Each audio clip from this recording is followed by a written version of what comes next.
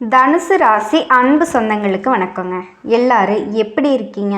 வாழ்க்கையில் என்னதான் கஷ்ட காலம் நம்மளை துரத்துனாலும் சரி, அதாவது எத்தனை சோதனைகள் வந்தாலும் சரி, தன்மானத்தை விட்டு கொடுக்காதவங்க தான் தனுசு ராசி. எனக்கு நேரம் காலம் சரியில்லை, ஸோ அவன் காலில் எல்லாம் போய் இவன் கையில் விழலாமா, அவன் காலில் விழலாமா, இதுக்கெல்லாம் இடமே கிடையாதுங்க. தலையே போனால் போயிட்டு போகுது, நான் ஏன் அவன்கிட்ட தலை வணங்கணும், இதுதான் தனுசு ராசி. அது மட்டும் இல்லை, நம்ம வெல்றதும் எதுக்கு, எழறதும் எழுந்திருப்போம் அப்படின்னு நம்புவாங்க. யார் தயவும் தேவையே இல்லை, சொந்த காலில் நின்று உழைச்சி சாதிக்க முடியும்னு சொல்கிற தன்மான சிங்கங்கள் தாங்க தனுசு ராசி. அதே மாதிரி எதையுமே சமாளிக்கும் ஆற்றல் பெற்றவங்க தனுசு ராசி. நல்லா இருக்கு கேட்கறதுக்கு, நீ சொல்றதெல்லாம் எங்களுக்கு பொருத்தமாகும் தான், ஆனால் ஒரு விஷயம் எங்களால் இப்போ வரைக்குமே ஒரு நாள் கூட சந்தோஷமாகவே இருக்க முடியல அப்படின்னு ரொம்ப தான் கஷ்டப்பட்டுட்டு இருக்கோம். எங்கள் சொந்த காலில் தான் நிற்கிறோம், நிறைய பேர்த்துக்கு உதவி செய்கிறோம், ஆனாலும் எங்களால் சந்தோஷமாக இருக்க முடியல அப்படின்னு பல பேர் வாழ்ந்துட்டு இருக்காங்க. இருந்தாலும் எங்களால் நிம்மதியாக இருக்க முடியலையே. ஏன்னா நீங்கள் தலைவர்கள். ஒரு குடும்பத்தை எடுத்துட்டாலும் சரி, தனுசு ராசி சிறு பிள்ளையாக இருந்தாலும் சரி, அந்த குடும்பத்தோட ஒட்டுமொத்த பொறுப்பும் இவங்க தலையில் தான் இருக்கும். அதே போல் நட்பு வட்டம், அந்த நட்பு கூட்டத்துக்கே இவங்க தான் தலைமை தாங்குவாங்க. அதே போல் நல்லது கெட்டதுக்கு இவங்க போய் நிற்பாங்க. சொந்த பந்தங்களாக அவங்க நல்லது கெட்டதுக்கும் இவங்க போய் தலைமை தாங்குவாங்க. ஸோ இப்படி நம்மளை சுற்றி இருக்க எல்லாருக்கும் நல்லது கெட்டதுக்கு போய் நிற்பாங்க. ஆனால் தன்னோட கட்டத்துக்கு, தன்னோட கஷ்டத்துக்கு யார்கிட்டையும் போய் நிற்க மாட்டாங்க. அதே போல் இவங்களுக்கு ஒரு கஷ்டம்னா மற்றவங்க என்ன தெரியுமா சொல்லுவாங்க, இவங்களுக்கு போய் கஷ்டமா, நம்புகிற மாதிரியே இருக்குது, ஆஹோ ஓஹோன்னு பேசுவாங்க. சும்மாவே நம்மக்கிட்ட இவங்க ஊருப்பட்ட கடன் வாங்கி வச்சிருக்காங்க, கஷ்டம் இருக்கும். ஆனால் இவங்க நம்மளை பல கோடிக்கு அதிபதி, அவங்களுக்கு கஷ்டம் இருக்குன்னா நீ சும்மா சொல்லாத, அவங்க என்னன்னா சொத்து வாங்கி வச்சுருப்பாங்க, அதனால் கொஞ்சம் கடன் வந்திருக்கும், அது பாரு இன்னும் ஒரு மாதத்தில் அடைச்சிருவாங்க, இப்படி தான் பேசுவாங்க. ஸோ ஒரு மாதிரி வைத்தெரிச்சலோடு பேசினாலும் அது பழிக்கட்டுங்க அப்படிங்கிற மாதிரி தான் நம்மளோட செயல்பாடுமே இருக்கும். நீ வைத்தெரிச்சலில் பேசினாலும் பரவாயில்ல, உயர்த்தி பேசிக்கோ, ஆனால் மற்றவங்களுக்கு என்ன தான் பொறாமையில் அவங்க பொங்கி பேசினாலும் இறக்கி பேசாத அளவுக்கு எப்பவும் ஒரு படி முன்னாடியே நிற்கிறவங்க தான் தனுசு ராசிக்காரங்க. இப்படிப்பட்ட குணாதிசயங்களோட வலம் வரக்கூடிய நம்ம தனுசு ராசிக்கு தலைப்பு பார்த்துருப்பீங்க, அதாவது உறவுகளால் உங்கள் வாழ்க்கையே மாறப்போகுது. தனுசு ராசிக்காரங்க எழுதி வச்சுக்கோங்க, கண்டிப்பாக இதெல்லாம் உங்களுக்கு நடந்தே தீரும். என்னன்னா உறவுன்னு சொல்கிறது தனுசு யோசிப்பாங்க, அது சரி ஆல்ரெடி இருக்கக்கூடிய உறவுகள் எல்லாம் அப்படியே பெருசாக பார்த்துட்டாங்க நம்மளை, இதில் இந்த உறவு வரியாக என்ன நடக்க போகுதோ, என்ன பண்ண வருதோ அப்படின்னு யோசிப்பீங்க. ஆனால் நான் ஒரு விஷயம் சொல்கிறேங்க, நவ கிரகங்கள்லேயே மங்களகரமான கிரகம் இவருக்கு பொறுத்த வரைக்கும் நல்லதை மட்டுமே செஞ்சு பழக்கம். அது யாருங்க? நம்ம குரு பகவான் தான். குருவோட பயிற்சி தான் உங்களுக்கு நான் ஒரு உறவுன்னு சொல்லியிருக்கேன். இந்த உறவால் தான் உங்கள் வாழ்க்கை நிலை நல்ல விதத்தில் மாறப்போகுதுன்னே சொல்லலாங்க. இத்தனை நாளாக நல்லா தான் இருந்தோம், போராட்டம் தான் அதிகமாக இருந்துச்சு, சந்தோஷம் வாழ்க்கையில் இல்லவே இல்லை, ஒரு செகண்டில் மின்னல் மாதிரி தான் போயிட்டு இருந்துச்சு. டெம்பரவரியான சந்தோஷத்தை மட்டும்தான் இதுவரைக்கும் பார்த்த தனுசு ராசி நிரந்தரமான அடுத்த ஒரு வருஷ காலத்துக்கு சந்தோஷத்திற்கு சொந்தக்காரங்களாக மாறப்போதீங்க.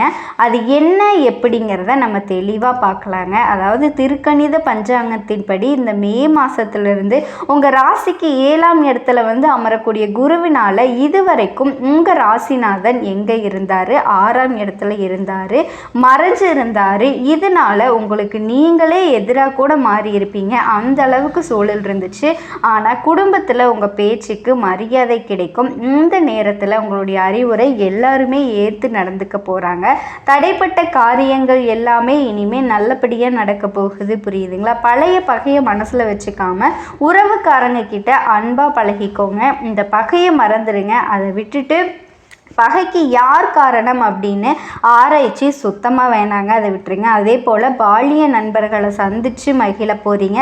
இந்த 7ஆம் இடத்துக்கு குரு வர்றாரு அப்படிங்கிறது உங்களுக்கு செல்வாக்கு அதிகரிக்க போகுது. நிஜமாக நீ சொல்கிறதெல்லாம் கேட்க நல்லாதாமா இருக்குது, இந்த குரு பயிற்சி நிஜமாவே எனக்கு நல்லது பண்ணுமா, குரு அவ்வளவு வலிமை இருக்கா அவருக்கு, அந்த கரங்கள் எல்லாம் ஓரளவுக்கு எனக்கு சாதகமாக இல்லாத மாதிரி தான் எனக்கு தோணுது. ஏன்னா சுய ஜாதகத்தை காட்டி பார்க்கல, ஆனால் நீங்கள் பார்த்தாலும் பார்க்கலனாலும் சரிங்க, பொதுவாக சொல்கிறேன், குரு வந்து உங்களுக்கு நல்லது தான் பண்ண போகிறாரு.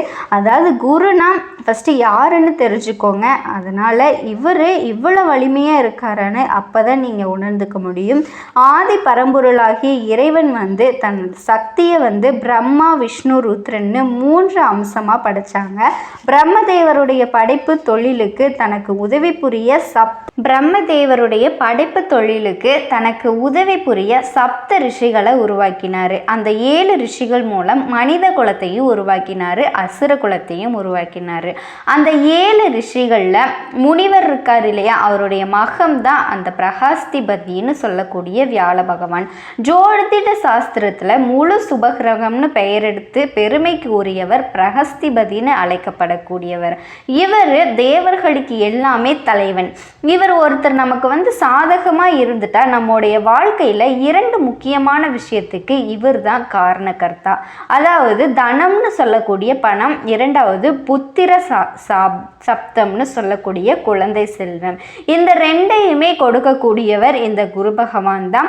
ஸோ இவரால் இது 2 மட்டுமே குடிக்க முடியுமானா கிடையாதுங்க. சர்வ வல்லமை பெற்ற கிரகம் குரு.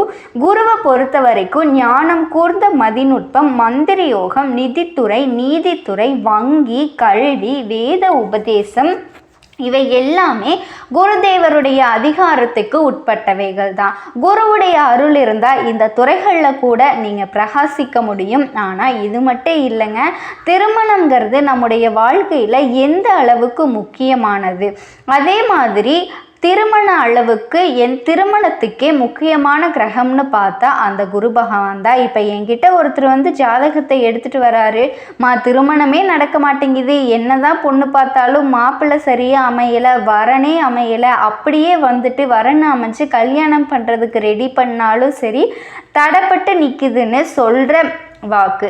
அவருடைய ஜாதகத்தில் குருவை தான் நாங்கள் ஃபஸ்ட்டு பார்ப்போம். அவர் எங்கே இருக்காருன்னா, அவருடைய பார்வை எங்கெங்கே விழுதுன்னா இதை பொறுத்து உங்களுக்கு திருமணம் நடக்குமா நடக்காதா, எப்போ நடக்கும், இதுக்கு ஏதாவது பரிகாரம் பண்ணால் சரியாகுமான்னு நாங்கள் கணிச்சு சொல்லுவோம்.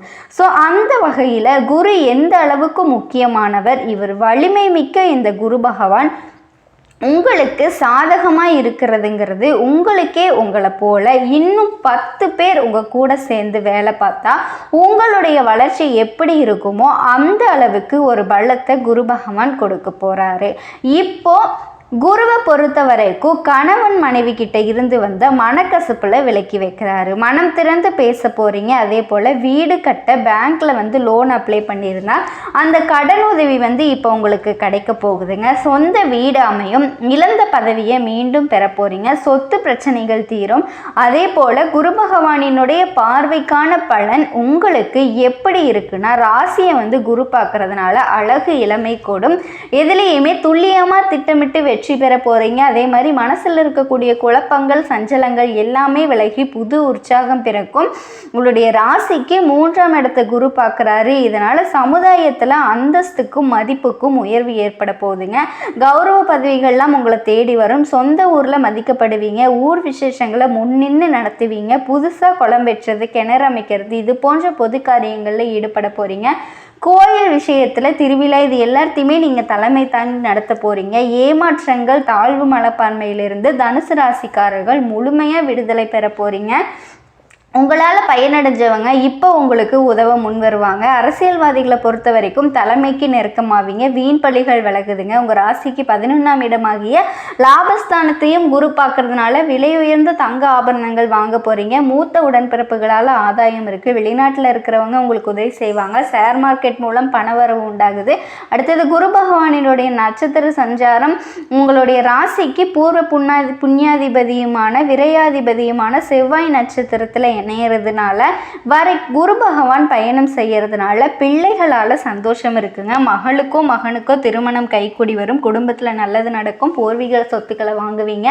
புதுசாக வீடு கட்டி கொடியேறுவீங்க. அந்த எல்லா விஷயத்துலையுமே உங்களுக்கு வெற்றி இருக்குதுங்க. குரு பகவான் பயணம் செய்கிறதுனால நிறைய உதவிகளில் கிடைக்கும். தைரியமான சில முடிவுகளை எல்லாத்தையும் தைரியமாக எடுப்பீங்க. எல்லா வகையிலும் வெற்றி இருக்குங்க. எல்லா விதத்தில் இருந்த எதிர்பார்ப்புகள் எல்லாமே விலகுது. வழக்குகள் சாதகமாக முடியுது. உங்களுடைய ராசிநாதன் சுகாதிபதியுமான குரு பகவான் அவருடைய நட்சத்திரத்தில் செல்லும் போது இனி வர எல்லா நாட்களுமே உங்களுக்கு அமோகமாக இருக்க போகுதுங்க. வருமானம் உயரப்போகுது. விஐபிகளோட அறிமுகம் கிடைக்கும். குடும்பத்தில் நல்லது நடக்கும். சந்தோஷம் அதிகமாகும். நிறையா கடகத்தில் நிறைய விஷயங்கள்லாம் நடக்க போகுதுங்க. நிறைய கஷ்டத்திலிருந்து விடுதலையாகி வெளியில் வர போகிறீங்க. அதே மாதிரி தாய் மற்றும் மனைவி வழியில் உடல் ஆரோக்கியத்தில் அக்கறை காட்டுங்க. தந்தை வழி உறவுக்காரன்கிட்ட மனஸ்தாபங்கள் ஏற்படுறதுக்கு வாய்ப்பு இருக்குது. ஸோ அதில் கொஞ்சம் கவனமாக இருங்க. வியாபாரத்தை பொறுத்த வரைக்கும் ஆண்களுக்கும் சரி பெண்களுக்கும் சரி இந்த நேரத்தில் புது தொழில் தொடங்கிறதுக்கான தனித்தன்மை வெளிப்படும். இனி வரக்கூடிய நாட்கள் தனுசு ராசி அன்பு சொந்தங்களுக்கு அமோகமான நாளாக அமைய போகுதுங்க. வாழ்க வளமுடன்.